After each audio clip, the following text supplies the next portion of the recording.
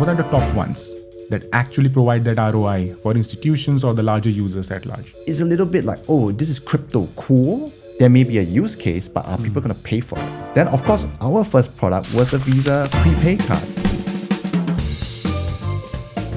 Now, one of the most important things, Chin Tah, in the crypto industry that we are experiencing globally is the element of trust. Trying to understand what would it take to build a world-class tech ecosystem here in Singapore, right? What makes Singapore unique for the Web3 space? Because Singapore being what it is, safe, stable, it has to be responsible and innovative. And I'll take very little credit for this, but we have a very thriving tech ecosystem. According to you, for the decentralized technology at large, I don't think the world needs more hype around Web3 or blockchain. Fair right? point. It's gonna be an issue, right? how do you think these emerging technologies is shaping the future? The funny thing here is a lot of people compare blockchain unfavorably with AI. How would you mitigate that skepticism? You know, friends and family, they're like, what's this crypto? Show me, what does it do? Hello everyone, welcome to Quantum Minds. My name is Kapil Dhiman, I'm the co-founder and CEO of Quranium, and I have my amazing co-host Olivia Karlsson with me to interview a very special guest today, Chin Tah, the country director and general manager of Crypto.com.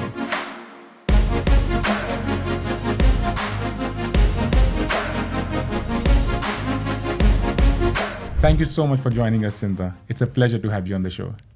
Thank you so much, Kapil and Olivia. I really appreciate the opportunity. Maybe I'll just do a quick self-introduction. Sure. My name is Chin Tah. I'm the general manager for Crypto.com Singapore. Obviously, we are one of the leading crypto exchanges in the world, but it may not be so obvious or clear to people is that we are headquartered and licensed here in Singapore. Mm-hmm. So this is our home market. This is where we serve our 100 million base of users globally with our ecosystem of services, which include obviously trading, but as well as our prepaid Visa card, our merchant payment services, and our DeFi ecosystem. So we are very proud to kind of like continue to deliver value for our users from Singapore, our home market. You have had a very fascinating journey, Chin Tah, right? We would love to start with your personal journey from a traditional background to then coming into the crypto world. How has that been? What drove that, and what was your experience when you transitioned to this crypto industry? If you can share in detail about your journey, your background, and when you entered the crypto world, what differences you noticed? Well, the journey has been a very interesting one, Kapil. I would love to tell you that, I read the Bitcoin white paper and got fascinated by it, but it was much more incidental. I'm sure you've spoken to a lot of people about their own crypto superhero origin stories, right? For myself, I worked the Singapore Public Service for almost 20 years. I was in line of investment promotion. What that means is I speak to people to convince them to invest in Singapore. And I was overseeing in the last few years of my career there, the tech industry. Trying to understand what would it take to build a world-class tech ecosystem here in Singapore, right? And one of the things that we must do as part of this job is to understand emerging trends. And back then, Web3 was coming up as something very, very interesting and also very difficult to wrap your head around, right? So in trying to figure out how might we capture opportunity from Web3, I got very caught up in kind of like a lot of the ideas and concepts behind decentralization, the blockchain, what it could do, how its transformative nature. And I did think that, hey, you know what, rather than spending my time, and it's been my whole career, trying to build something from the outside in, telling companies how they might grow in Singapore and Asia to go into markets around Southeast Asia and so on, why not I take the plunge and cross over to the private sector and pretty much really the deep end, right? This is the Web3 crypto industry, which I knew very little about. So that was how I got started, and it's been full on since then, right? But I mean that in the best possible way. So just meeting with founders such as yourselves, new projects, institutions, including banks and the like, but also my former colleagues in the public service, just trying to share with them, right, the hard work that the men and women are doing in this sector, that is not just all hype, there's a lot of substance there as well. And it is this challenge that I kind of embraced and I continue to do to today. Yeah. Wow. And this is something very interesting because Olivia and I, before this, were just talking about the journey that you personally have seen. And from public services to crypto is like two completely different directions. And now being the general manager of one of the biggest crypto companies in the world, crypto.com, you are leading that narrative for, let's say, literally the fintech hub of the world. How does that put, or rather change, the sense of responsibilities that comes on you? And how do you take the right set of decisions? Because your way of thinking, the way of operating changes substantially. I'm sure when you're in public services, the way you have to take decisions, the way it impacts public at large is different. When you're in the crypto industry and while driving a market like Singapore, the operation models also may have undergone a drastic change. How has that been? Well, it's certainly a mindset shift, to say the least. But I just also wanted to qualify, I only take care of the Singapore market. It's a special one for us, a whole market. We have to show up for it. We have to continue to grow it. It's a very key market for us. But this is mainly what I drive. As it relates to that, just going back to your question, I feel like there's a lot of responsibility. I feel a great sense of responsibility because whenever I see that there's a bit of a gap between reality and perception, and you can say this on both sides, right? Like I speak to some of my former colleagues in the public service, not just here, but globally, like folks who are officials and regulators. I wasn't a regulator. I was an investment promoter. I was on the economic side. But I sort of understand what makes them tick, right? I see where their concerns are coming from. Some of them are completely legitimate. There's a real concern around scams. There's a real concern about bad actors, speculation. But a lot of it is also grounded in maybe a bit of a misunderstanding or lack of understanding. And to be fair to them, they acknowledge it, right? So there's a bit of a gap there. But similarly, on the Web3 community side, there's this, sometimes, depending on who you talk to, some elements who are fairly adversarial with jurisdictions and regulators. And I'm not sure that's always the most constructive stand to take, right? Other people are much more moderate, obviously. There are many, many companies, including Crypto.com, who are prepared to work hand in glove with regulators to find a good compromise that prioritizes business growth and innovation, but also responsible growth of the sector and consumer protection, right? I think in many ways, Singapore is ground zero for that. The Monetary Authority of Singapore has demonstrated itself to be a very progressive regulator, but also tough, which is fine. Our take on regulations is that regulations that are fit for purpose will give the industry the clarity it needs to continue to grow, right?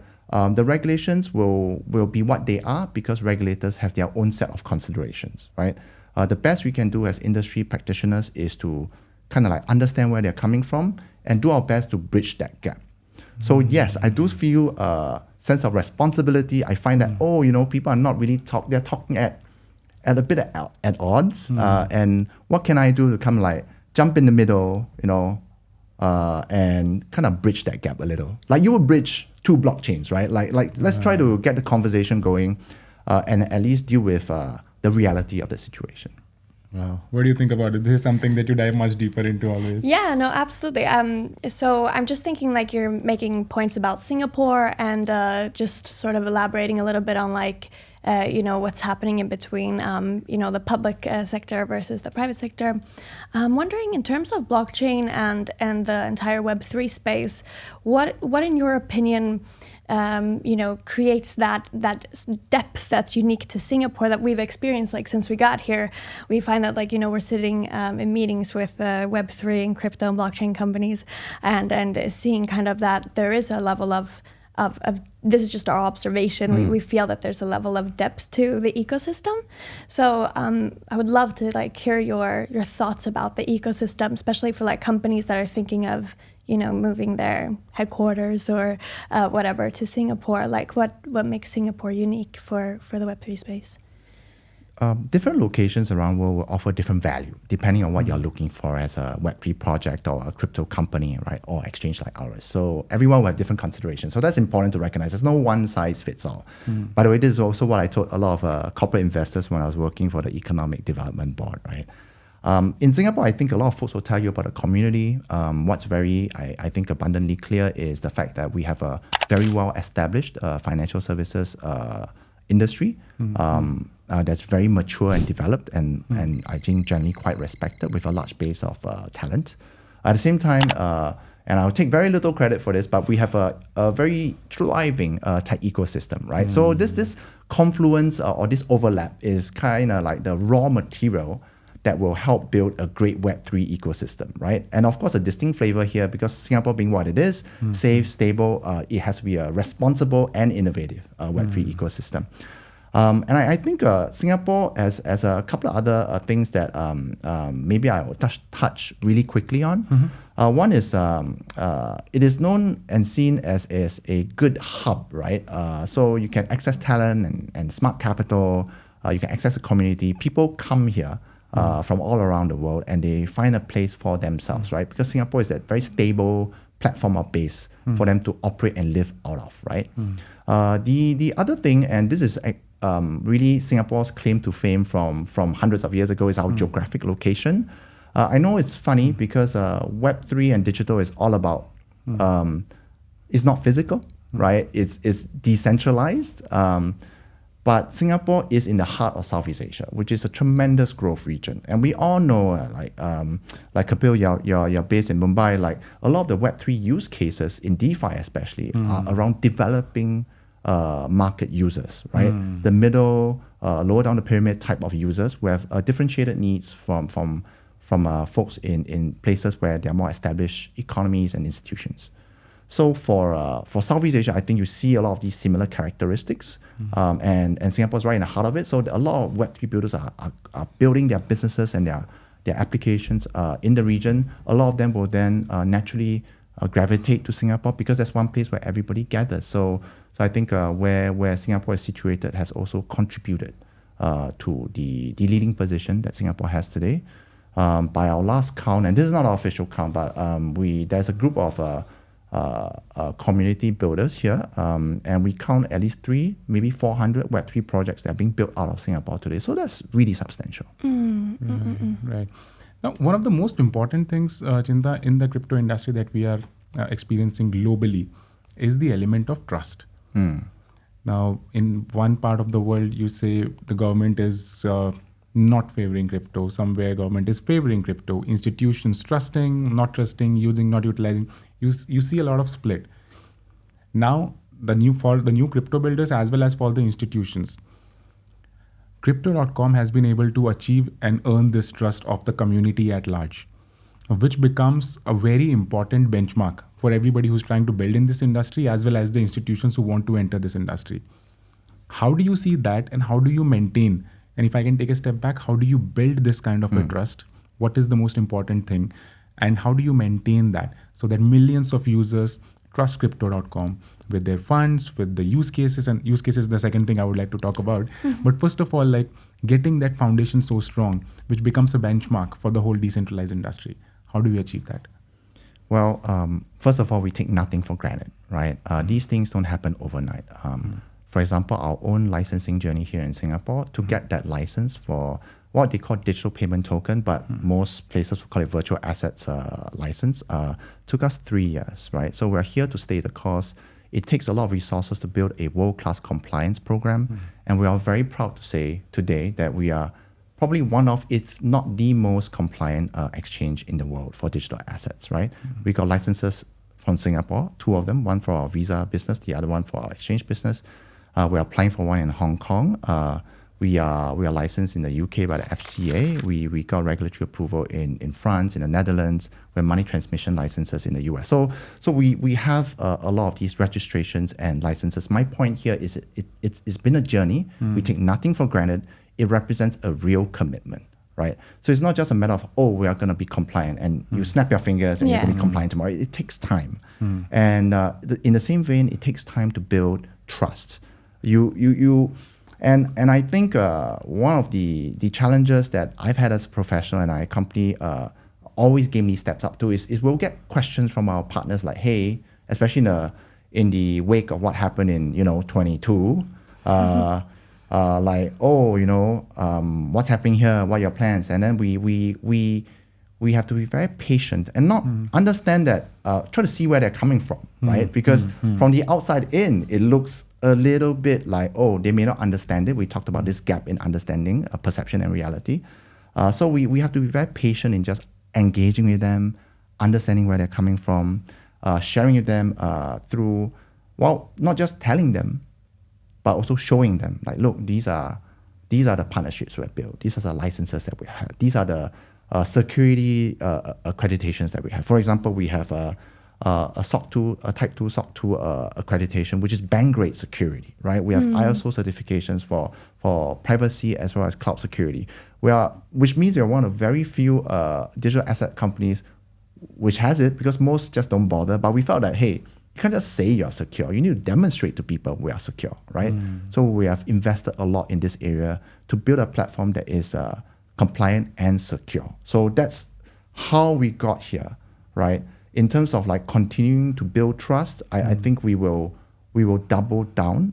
We have a term in the company called our regulatory or compliance momentum. We want to keep it up. We want to continue to demonstrate that this no flash in the pan. I think we're way past that. We have gotten so many licenses. People understand that this is not just a short-term push. It's a long-term commitment. But we need to continue to build on our portfolio of licenses and continue to make sure that our platform is safe and that our users' monies are fine, that they are well protected. So this is a commitment that we have made, not in words, but through actions. Absolutely. Yeah. Absolutely. And I think that's what reflects, and that is why globally crypto.com is trusted so much. That brings me, you highlighted a point on the use cases earlier. Now, since the time we have been in Singapore, that's like the highlight of every discussion that we have had, use cases. And trust me when I say this is the term we have heard here in Singapore much more than any other geography that we do business with. Because here, without use case, you don't start. Otherwise, okay, decentralized infrastructure, there are multiple things you can do on that because we are trying to build a platform and it becomes much more open. So the kind of discussions you'll have is open. But here, I think because of the institutional foundation that Singapore has, directly pinpointed, what are the use cases? How do we drive it? According to you, for the decentralized technology at large, what do you see as the top use cases which provides that kind of a delta to the institutions who utilize this, versus because there's a lot of talk as well that you can use blockchain for this, but there's not actual delta that the institutions get by using it. In your experience, what are the top ones that actually provide that ROI for institutions or the larger users at large? Okay. So this is an interesting, I think, question, because you framed it from a very institutional lens, which I appreciate, right? Because we speak to a lot of builders and they do great work. Right, I'm constantly impressed by their energy, their ideas, their willingness to go where nobody has gone before. But sometimes it is a little bit like, oh, this is crypto cool, but is there a commercial case for it? So I'm bringing it to a higher level of requirement, because there may be a use case, but are people going to pay for it? So is there a commercial case for it? And what's your business model? Like, you can issue a token, sure, and then something tokenomics, right? And this and that, right? I think it is, I respect them for doing it, but I also think that sometimes the rigor, and we talked about this before the podcast, like the rigor of like building a business out, right? The discipline of building a business out is a little, should also be taken into account, right? So in terms of institution use cases, the very, very big one is payments, right? And payments is sort of like a native use of the blockchain. You can say that. But now with lots of talk around, number one, stable coins, right? And two, like this convergence between DeFi and TradFi, if you will. I think there are a lot of interesting use cases that companies, institutions are starting to adopt. So like, for example, even crypto.com, with Visa, which is one of our oldest partners, right? And one that we have, whose relationship and partnership we really cherish.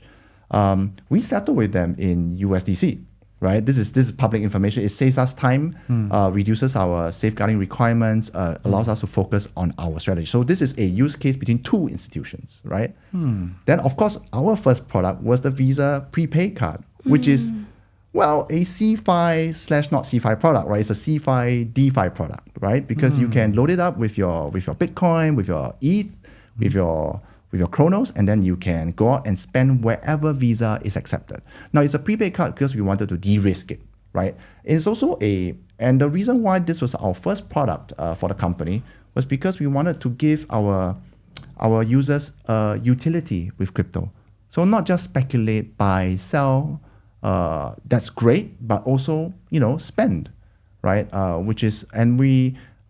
think we're quite proud that we created the category, and we're one of the leaders within the crypto card category today, if not one of the last few people standing with a lot of sincere emulators, right? So we wanted to kind of like also, it's a bit on the nose, but our vision is a cryptocurrency in every wallet. So very literally, let's give people a prepaid card with Bitcoin loaded on it and put it in their wallet. That's cryptocurrency in every wallet, right? So we want to give people an easy way to understand. And Visa is a big brand, that's why, right? So this convergence is going to be important. It can't just be pure crypto. Of course, pure TradFi is just what we have today. So we personally find that this convergence between the two areas is where the magic is going to happen. Just love the way you put it. Yeah, no, super interesting. And I'm just thinking in terms of cryptocurrencies in general and the shift from Web 2 to Web 3, the skepticism that some people may feel in alignment with emerging tech. How would you, mitigate that skepticism that some people might be experiencing? Is there any sort of things that you can think of in terms of cryptocurrencies that drive major benefits for private people, that are looking to spend or looking to drive business? How can we mitigate that skepticism that sometimes exists among people out in the world? It's a new area. It is normal and part of the human condition to be a little bit skeptical, and we have to accept that as people who are trying to build the industry, build the technology. We have to accept that, and once we accept that, we have to be. I would propose or gently propose that there need to be very patient. So we talked about this earlier. It can't be a tell them. They're sick of being told, right? They don't believe, so stop telling them. Show them, right? In a lot of my conversations with not just former colleagues in government, but also just, friends and family, they're like, what's this crypto thing, right?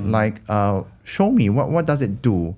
And it must be showing them real life use cases, right? We all know how great classical DeFi can be, right? Yield farming, staking, lending, borrowing, everyone can participate. But for a lot of folks who are in places like Singapore, the US, Europe, maybe where they have access to banking and a lot of asset classes already is less compelling. So we have to take a different tack with them, right? So I do think that the recent developments around the approval of the ETFs or ETPs in the UK, not just in the US, but UK, Australia, Hong Kong, for Bitcoin and Ethereum, will kind of it's both a indicator of where we are, but will also be a driver, right? So it represents institutional adoption. It will also drive more institutional adoption. It allows investment funds which don't have a mandate for crypto to get exposure to crypto. So this is the most important thing that happened. It also lowers the barriers to entry. My own point, and this is not financial advice, if you're going to buy Bitcoin, buy the underlying asset. Why would you buy ETF? But it's still a very monumental milestone that happened. These are some of the. In fact, it is the best performing ETF in history, right? So that's incredible. So I think the time is coming. We need to kind of hold on to our hats and not get too carried away. I think if we are dealing with people who have, as we have discussed, a healthy and normal level of skepticism, and you get carried away and we start talking about supercars going to exoplanets. I'm talking about going to the moon and Lambos, right? Once you do that, you lose credibility. Right, you start wearing your Bitcoin Gold chains and your G6s, and I think, I feel like we in Crypto.com, one of the most important values is stay humble, right? We're all about executing, right? So we got to stay humble. We take nothing for granted. Actions speak louder than words. We're only just getting started. These are things you see our executives and our founders talk about often, right? It's about execution. Right, you have a vision, you execute on it. It's not about, hey, this is gonna be amazing. I don't think the world needs more hype around Web3 or blockchain. Fair point. So it's about demonstrating to the world that this technology has its place, and we know it because the banks are also doing it. So we got to have faith and we have to be patient and we need to show with actions, not words. Wow. I'm not even kidding. When you said the word stay humble, the most important thing, it gave me goosebumps. Because the reason for that is truly believe in that philosophy. And it's so rare to be found in the crypto industry, because the moment you start a crypto project, it's about shilling, let's do these airdrops, let's do this, let's do that. And the narrative around that 98% has become so flashy, right? And I think that's one of the reasons why the industry from a larger extent becomes questionable, and we start talking a lot about, okay, what are we gaining out of it? What is the ROI? And I think this is a very, very important learning for all the viewers, that this kind of philosophy actually creates value, which derives trust. And that's why millions of users and institutions rely on this kind of an infrastructure and use crypto.com. So do you think the cultural values of a company internally, like this stay humble philosophy that you spoke about, and I'm sure you have many other philosophies, that has a very big role in the way we kind of conduct ourselves in the external world and the way we kind of drive business even after the company becomes much bigger? So at a startup level, it's comparatively easier. I mean, if so 20 people, still the philosophies are easier because you have people who can you can have one-to-one connect with. But when you become a larger organization, how much does the cultural values play a role in going global? I would say a lot. And you are absolutely right. When you are in a co-working space or one unit with 20 people and you are shoulder to shoulder, it's a very different setup. Like, you can shout across the room, you can build trust, you know what everybody's up to. And the most important thing is, from a cognitive perspective, you don't feel like you're doing any extra work. It naturally happens. Your all hands is a literal all hands meeting, right? Yeah. Once you get to the many dozens, several dozens or hundreds of employees, that starts to go away. Right. I don't want to over-index on values because, wow, there are a lot of companies out there with empty visions, missions and visions, and empty values. They just talk about it. No one believes in it, right? So I don't want to over-index like, oh, this is super. It is important, but I believe it all boils down, my own opinion, to leadership, right? And making sure that at least if you build out the team, you continue to build trust and have a few folks that you can almost like deputize or making sure, taking care of middle management, right? The next layer down who will take care of everybody else. Because the founder will not be able to spend time with everybody the same way that he or she has in the past. And just like, and I would say that values and company mission, company vision are just one of a set of tools within a toolkit that corporate leaders can pick from, right? And though I will have to say staying humble is one that's very, very important. So even from before I joined Crypto.com, when I was in the EDB, like you see so many folks come in and out, and like I just wish we would focus on substance and impact, right? Rather than, oh, this is the valuation, this is the pre-money, this is the, like, yeah, okay, but when is the product gonna roll out? What are you building, right? So after all I said about maybe don't over-index on values, I think staying humble is one that I particularly am obsessed about, and I think it would do all of us very good, myself included, to just always remind ourselves that you're not all that. It's about action and outcomes, not words, right? You are here, but you can go somewhere else and you can lose it tomorrow. So take nothing for granted. Yeah, super interesting. And, we talk a lot about thought leadership, me and Kapil. And, just to kind of loop back to what you were saying, the importance of substance in leadership. Is there anything else that you want to highlight in terms of strong leadership and let's say if we're looking at some of the challenges that we'll be facing in the coming decades and all of the emerging tech that is being sort of built in order to support it, we're going to have a lot of strong leadership.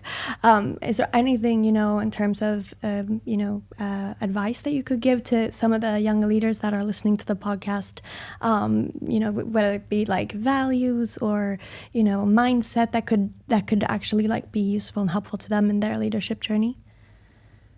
Well, I am far from me to give any advice. fair. My experience with humble. startup founders and leaders, young men and women, is that they impress me so much with their energy. There's very little I can teach them, right? But if I may, because I've seen this in some of the young emerging leaders within my previous organization and it comes from a good place. Like I'll sum it up as like mission first or business first, but people centric, right?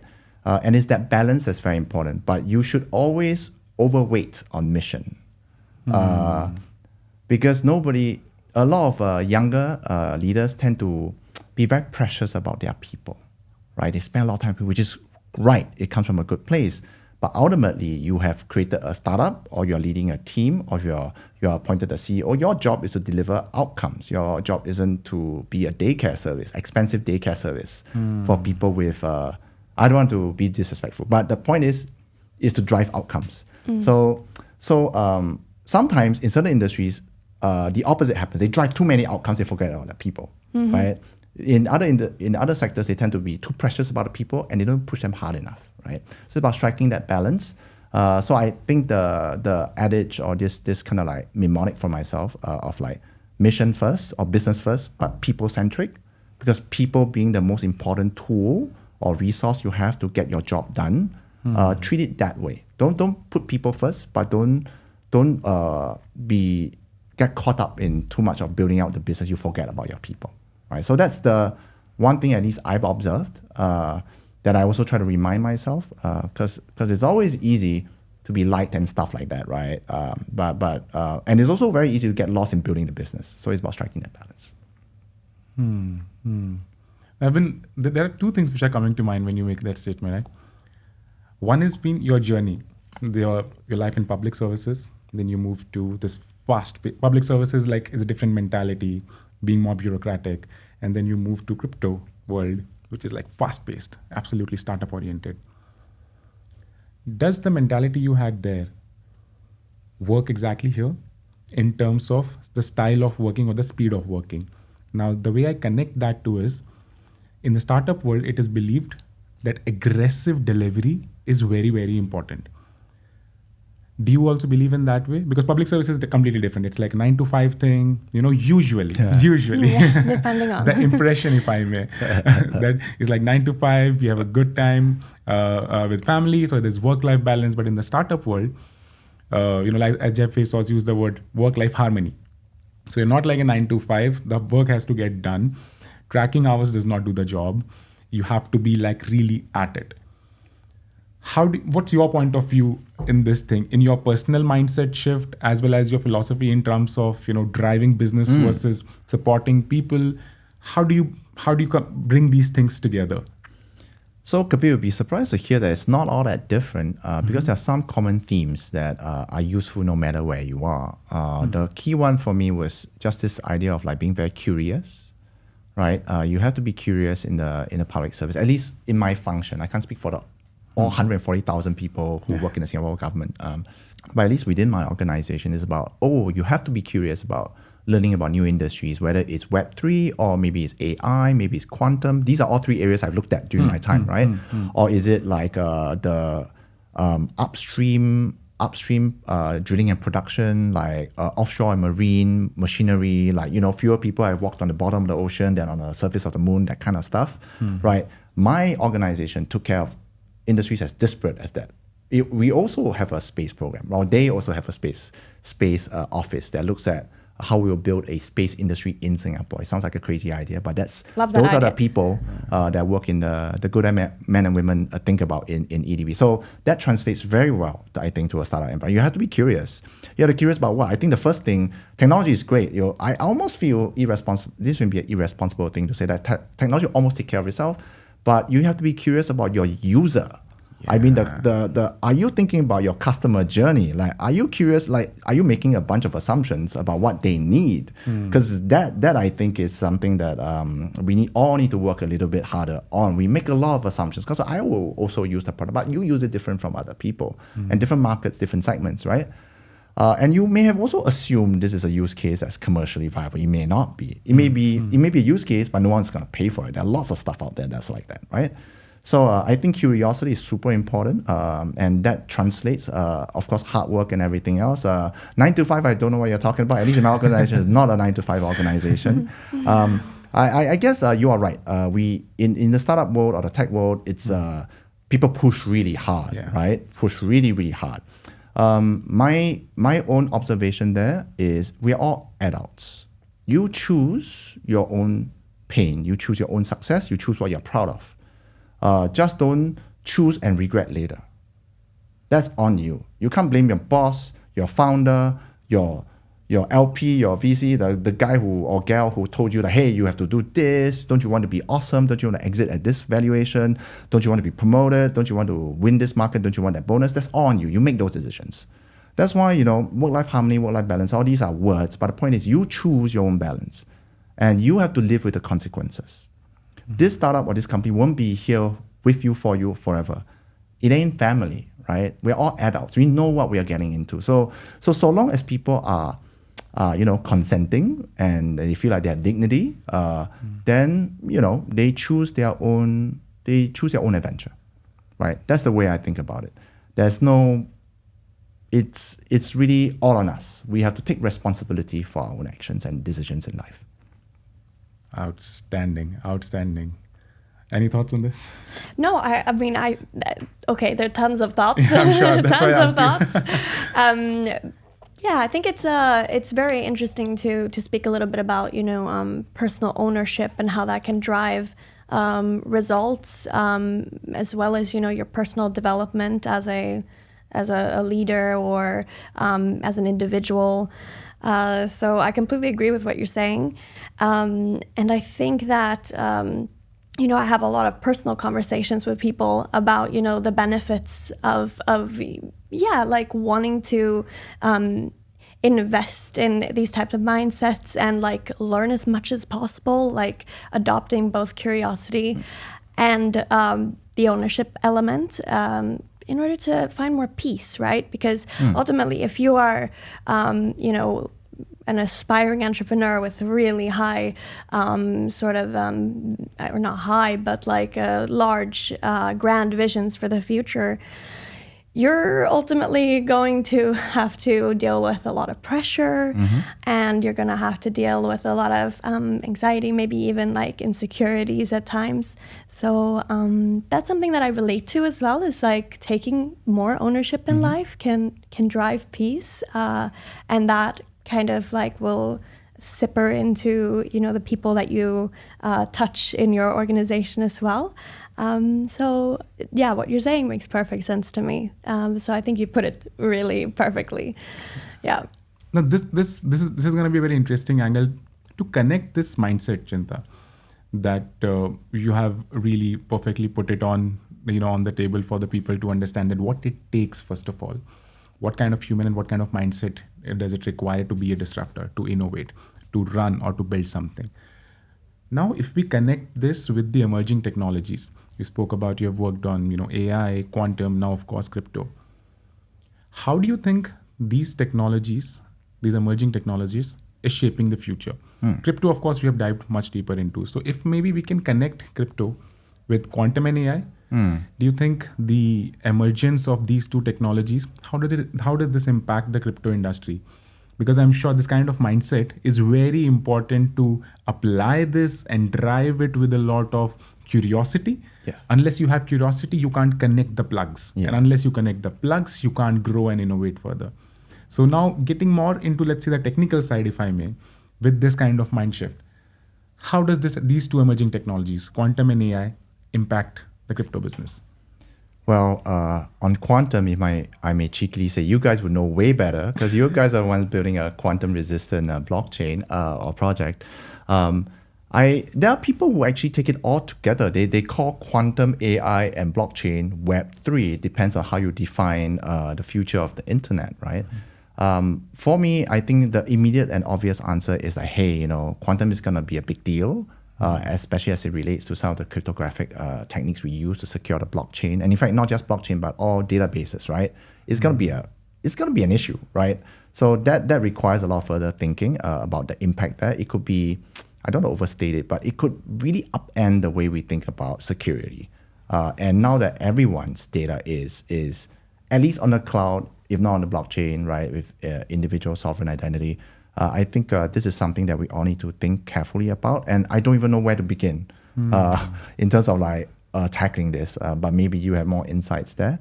AI is very much the flavor of the month. AI, interestingly, when I was based in New York, I was tasked with like, Chin Tah, you're in New York, there's a bunch of like, IBM Watson was one of the original, right? They built, what was it? Deep Blue, the machine that first beat Gary Kasparov at chess, right? Yeah. That was built on the Watson framework / model. So, hey, why not you do a project on AI? And I was like, wow. Like from then till now, it's really, you can see the hype cycle, vibrating through time. Like it was very big then it went down for a bit, and now it's back up because of the success of a lot of the large language models and generative AI, which has really transformed the sectors from the creative sector to just the way we run professional services business. Even in our business, like you just are able to put out code so much faster, right? So I think AI has already made its impact felt. The funny thing here is a lot of people compare blockchain unfavorably with AI as if it's some kind of weird competition. And because I have to be polite to these people, I'm like, hey, look, one's fundamentally B2B, one's because blockchain is a very B2B kind of. We talk about like in DeFi it is B2C, but a lot of the applications are B2B. It's not obvious, and if you're not a consumer using a non-custodial wallet, you won't even know. You can't even experience it, right? But the other point is, generative AI has impacted everything, right? It's everywhere. They are using it. They are using ChatGPT, right? They are using OpenJourney and stuff like that. So Midjourney. So I find it hard to kind of like, I don't want to defend blockchain. I think it should speak for itself. But the funny thing is, instead of competing, they actually interact in interesting ways, right? So if you like start tokenizing compute resources on the blockchain, and this is something that people are already doing through a bunch of very interesting projects. You can also tokenize solar power generation, you can tokenize a bunch of other things, but AI, you can tokenize that. You can share GPU resources across the world. Instead of having a platform or utility provider or research institute that owns all the GPUs, you can have underutilized GPUs and have the blockchain manage the allocation of rewards in the form of tokens and also distribute the compute time, right? This to me is a wonderful application or marriage between the two emerging technologies, right? Even and from a decentralized perspective, even like doing AI model training, a lot of it is being done by the large Web 2 firms today. In fact, this is exactly what happened really quickly. Like overnight, it's just the few very big Web 2 firms we are all familiar with, right? And I think blockchain, again, if applied in a targeted fashion, in a wise way, might be able to kind of like decentralize that training, that compute resource a little bit, right? So that make it a bit more democratic. So I think AI and blockchain, we need to have a conversation about it together. Quantum, I really don't know enough. I don't know where to begin, but maybe you guys will know. You guys certainly know better. Come on. But I think you mentioned a very good point, like, and you about the convergence of how AI comes out and interact with the blockchain. And on the quantum side, just to add a flavor on how the most powerful thing about quantum computing can create an impact on the security that we use today for blockchain, and hence quantum resistant solutions become much relevant.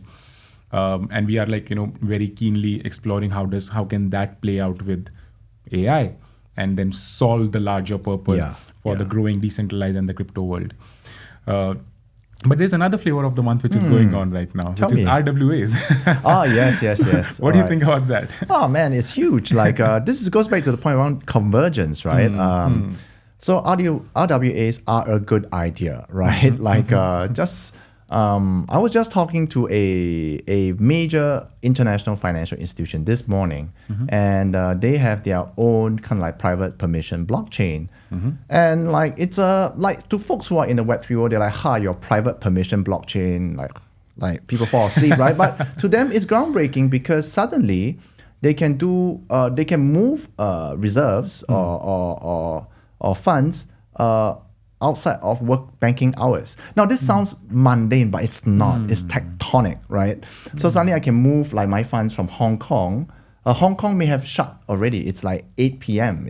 They are no longer working. But I can, if it's on the blockchain, I can pull the funds into New York, right? Depending on how you have designed the blockchain. So I'm like, that's huge, because previously they would just be stuck. But now they can do that. They can be much more efficient with their capital, the way they allocate it, right? So even though I'm just giving this as an example of how already in this use case, what we would consider in the Web3 world a fairly maybe edge use case, but it's a powerful one because it solves a real pain point, right? And it goes back to, is that a commercial use case? Is that a pain point that we're addressing? This addresses a big pain point for TradFi because a lot of them are distributed around the world, right? So they see the value of blockchain. They're investing in their own blockchain teams. This is even though publicly they may say something else, but they are investing in their own blockchain. So I think it's very exciting. And this is a form of like, going back to your question about RWA, is like the convergence. And you can see a lot of these funds may be in the form of investment instruments that are already tokenized, right? So it comes together. We have a number of, we work with a number of partners in Singapore and elsewhere who run RWA platforms. And it's just very exciting to kind of like be there in the room and hear them talk about, look, it may not seem to you crypto folks to be incredibly exciting, but hey, now every one of us can buy, like we talk about buying US treasuries, but we, Kapil, Olivia, and Chin Tah don't buy US. We buy through a broker, right? But their platform allows us to buy directly 24/7. That was not possible. And it can be fractionalized indefinitely. So these are the obvious hygiene factors of blockchain that we have taken for granted for like a decade. But these are super valuable, right? Singapore is known for having our real estate investment trust, the REITs, right? But if you tokenize real estate, that is a REIT right there, right? We will have to sort out a lot of real world issues because it doesn't mean that you say you own a piece of it, you actually really own a piece of it. Then you sort out a bunch of different things. But I'm personally very excited about it. I think it's an area that we're watching very closely. And it speaks to the broader convergence trend that it's not DeFi versus TradFi. It's not an us versus them. It's not a one or the other. People like to frame it in a very binary way. I like to tell people, look, people ask me, is crypto the future? I'm like, hold on there. Crypto is the future in the sense that it's part of the future. It's not going to be all of the future, right? So I think things like RWA, the ETFs, our payment rails, like even offered by Crypto.com, all these represent kind of like the best of breed, the best of both worlds, may I say. I'm not saying they're perfect, but no solution is perfect. And I think this is a great place to start because people trust some of these institutions. They trust some of these brands. This is a great way to start building and driving adoption for the blockchain and DeFi in general. Very interesting. And, this makes me curious about, of course, there are so many new use cases coming in, the convergence with these emerging technologies coming in, which is impacting the crypto and a decentralized world at large. But like you rightly mentioned at the beginning of the conversation, the foundational use case is payments, right? Which now even governments are paying attention to by having CBDCs in place. And even in the crypto world, the importance to stability to kind of address the question marks on the fluctuation that crypto has become the relevance, and that is where stablecoins come into picture. And Singapore became the first country, if I'm not wrong, to regulate stablecoins. How do you see, and if we can dive a little bit deeper into CBDCs and stablecoins, we can address them one by one, or we can connect them. If there is a convergence that happens, how does it pan out? What's your view on these two use cases? Because CBDC is from the government point of view, stablecoins is again private sector. But do you see a conflict, if I may, or do you see both of them existing in parallel? So for the audience, if I may request you first explain what CBDC is, because it's a new concept. What is stablecoin, and then how does it operate together or independent? Sure. I'm gonna do my best, right? So CBDC stands for central bank backed, central bank digital currencies, right? It's basically a sovereign fiat currency on the blockchain that's usually, in this case, permission and closed, right? Then stablecoins are usually built on the public blockchain, done by private companies like Tether and Circle, and backed by the US dollar. It's basically a tokenized US dollar, right? So I don't have a strong view. Crypto.com doesn't have a position. We obviously have a bunch of trading pairs, USDT, USDC. But again, I feel like it plays to the broader theme of convergence, because this is like I think it's so interesting, right? Because sure, USDT is the medium of exchange for DeFi in many ways. USDC too, right? By USDT. But the first two letters are US. The first three are USD. That's a currency issued by a government, right? So already from a long time ago, we've gone down this path of convergence, but people haven't really called it out very clearly yet. And I think this just proves that the future is a convergent one, right? The role of stablecoins, I think, it gives people who are new to the sector a lot of comfort. It's a US dollar. I understand the US dollar, right? And this is kind of like a great way to introduce people to it. Based on what we see, there are already 100 million users engaged with stablecoins. I think that might be a bit of a lower estimate, but that's what we understand. And already today, there's more US debt held by the US dollar stablecoins than many other countries. I think it's ranked 18th. If you count the US dollar stablecoins as a sovereign entity, they are the 18th largest holder of US dollar debt in the world, right? So it is already it's already achieved some level of scale, and I think there's still some room to grow. Your question is, can they interact? Can they coexist? They already do. I think it's fine.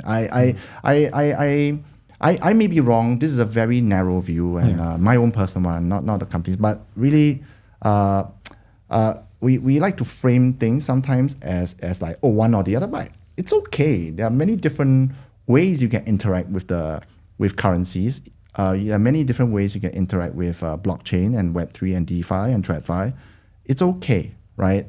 I think it is a feature, not a bug. The fact that we as consumers, as individuals, have options. Right? We can now choose our own adventure, choose our own way to build wealth, to pay. Like I could pay Olivia on the blockchain using ETH, maybe not ETH Solana, probably a gas fees are lower. Exactly. In Dubai, in under a minute, right? When previously I could also use Swift, but why would I, right? Like that's more costly. It takes 1 to 4 days. If I fly there, the money will reach you faster, but I wouldn't because unless gas fees get really high, I won't fly there. But that's the thing. Like we have options as consumers to pay, to invest, to lend, to borrow, and I think the future is ripe with opportunity. We just need to be careful and build with care, explain with care, be mindful of others' reservations because they come from they have their own considerations, which are fair, right? So I think it's generally, I don't want to overhype it, but I think it's generally exciting, pretty good and positive picture. Very interesting. It's super interesting to hear kind of like your personal thoughts and your personal ways of thinking. As much as this podcast is about merging tech and understanding your perspective on crypto and the entire space, it's also about like understanding your mind, like your process, your thinking. And on that note, I'd just like to ask kind of like it's a general question, kind of geared towards some of our younger listeners that are looking to get into the space or looking into becoming leaders and whatnot. What's the best advice that you've ever received? That's a difficult one. She asks that question always. Oh dear. I guess maybe because I'm super hard-headed, I don't remember a lot of advice. I don't know, stand up straight. Yeah, there's no like pressure in the question, of course. It's more so like if there's anything that comes to mind, I'd love to hear it. Okay, so this is something that comes to mind. It's from a long time ago. I was a much younger man, and back then I was offered an opportunity, still with the government, the EDB, to be posted to an overseas location. That location was São Paulo, Brazil. Very far away. I've never been. I don't speak Portuguese nor Spanish, but mainly Portuguese. And we didn't have an office there, so I had to set it up. It was like super high risk. Is it a good move for my career? What will happen? It's so far away. And one of my friends, I was talking to my friends about it, and she said, you know what, there's this story that we discussed in class, in literature class, and they dissected the structure of any fairy tale or fable, right? There's always an individual who's usually a really regular guy or gal who is presented with a situation, and it is precisely their reaction to the situation that usually involves a lot of growth and them stepping up that forms the crux of the story. That's the structure of most fairy tale narratives, right? And I'm like, okay. Then she said, the bottom line is, if you can lead a normal life, that's fine, but no one will write stories about you, right? Now, it sounds like a very immodest thing to say. I'm not trying to say I have protagonist energy or main character energy. That's not the point. The point is, like, sometimes you need to take a risk, right? And I felt like going there to Sao Paulo and staying there for 3 years was one of the most enriching experiences that I've had. It was filled with suffering, obviously. My reservations were not without cause, but I think for at least audiences, depending on where they are from, if you are a Singaporean kid, I'll say take more risks. For other people, you might want to talk to more people. But the point is, maybe there's two morals of the story. One is take risks, but before that, talk to a friend. Maybe that's like kind of like where I want to end off this little story. Yeah. I love that. Super interesting. Yeah. Do you think suffering is important for growth? I think so. And I say that from a perspective. So my wife will always say, no, you don't like suffering. I'm like, yeah, I really hate suffering, right? So, but maybe because of that, I'm very sensitive to suffering. I think it is definitely important for growth, right? If it represents the fact that you're trying really hard. You're really going for it. You're trying to go to the moon. You're trying to build something great. You are doing something difficult, and that involves repeated attempts and often failure. So a lot of that is suffering, right? And I think that's okay. Better than okay. You need to have that kind of a journey. And I think apart from the skills you build through the process, at the end of it, what it gives you is the confidence, not that, wow, I'm awesome. It gives you the confidence that I'm not awesome and it's okay. Just like everybody else, I muddled through it, right? Look, you have so many people who are like, oh, I accomplished this because I'm amazing. I'm like, yes, you earned it. But at the same time, look at the circumstances, right? I don't want this to be a conversation about privilege and luck, but there are many elements of that even in startup. There's a lot of elements of that, right? Yeah. And again, it's about not taking any of that for granted. I think choosing the path of highest resistance, especially when folks are early in their career, is generally the good choice. Because no matter what, you're going to learn, right? And that learning will give you that confidence that the next round comes around, you can make through it. Not because you're amazing, but you have that capacity to learn and to kind of like push your way through it. Excellent. I want to discuss two situations with you on this front. Okay. Number one is what shapes a normal individual into a leader. And I've always believed that by design, there can only be 1% people who are meant to lead. By design. And the job of that leader becomes identifying the right person to do the right job, and of course then leading it from the front. If somebody who's not meant to be, or who does not have the confidence, or who does not have the required skill set to become a leader, no matter how much you shape them, you train them, you put them in the right places, they will goof up. So it's like a lot of mindset and mentality that plays a big role and makes you by design a leader. Right? And then kind of course, your circumstances plays a big role in that. And that is where the point of, sufferings, the journey that you have had, that plays a big role in shaping you into, are you the top 1% or you're not meant to be the top 1%. Now, this is where two situations that comes to my mind. Number one is the kind of life an individual has. It is surrounded with, situations and circumstances that naturally shaped them into something. Now, for example, Olivia has traveled a lot already. She has had a different, cultural experience. When she sits here today, her life so far has been in a way that it has made her culturally rich. And then that's why even, when we are doing business discussions with people across the globe, she's able to connect with people. That's a life she has had. Versus an individual who wants to be at the top, but has not had either a suffering, either those kind of experiences, and sees that the kind of life he or she has, it's not going to be that naturally things will come his or her way. So this individual starts instilling this kind of suffering on its own by taking difficult decisions, by putting him or her in difficult situations, so that if life is not training him or her, they do it by themselves so that they reach the top 1%. How do you see, does this make, first of all, any kind of resonance, if I may? And do you see these two things differently? What's your point of view, just out of curiosity? I'm reflecting on, this is a big question. It's a bit philosophical, right? And I would say that, like this, even this idea of top 1% or people who should lead, shouldn't lead, I think it's, I'm a bit uncomfortable talking about, simply because like, who decides, right? If you want to do something, you can lead it yourself.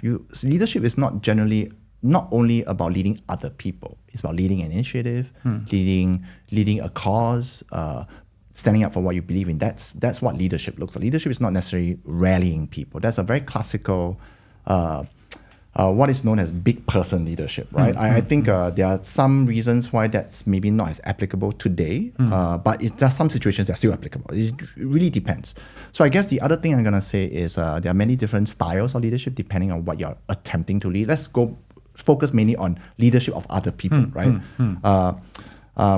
So there are many different styles. So there's no correct way of doing it. It really depends on your cultural context, what you're trying to accomplish, and your own personality. What works for me may not work for Olivia, what works for Olivia may not work for you. It is vastly different and very, very dependent on the cards you have been dealt and what you're trying to achieve.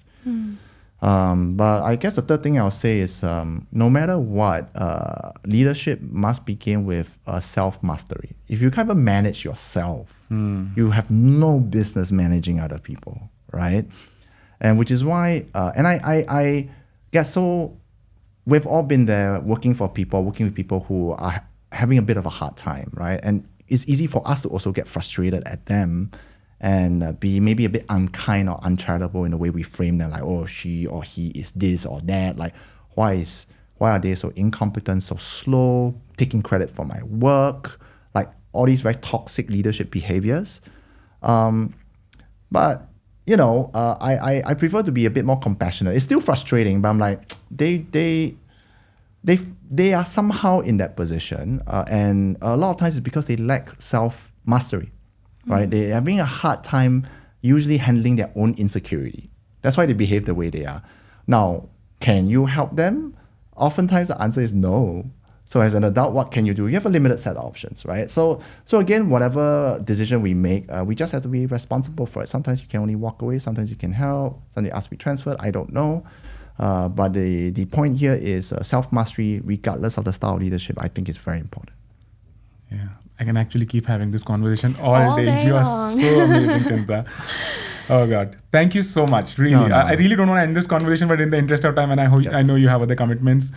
Thank you so much. On behalf of Olivia and myself, it was our absolute pleasure having you on Quantum Minds, and I'm sure the listeners have had a great time. They're going to learn so much when they see this. Once again, thank you so much. Any closing remarks? Would you like to say anything?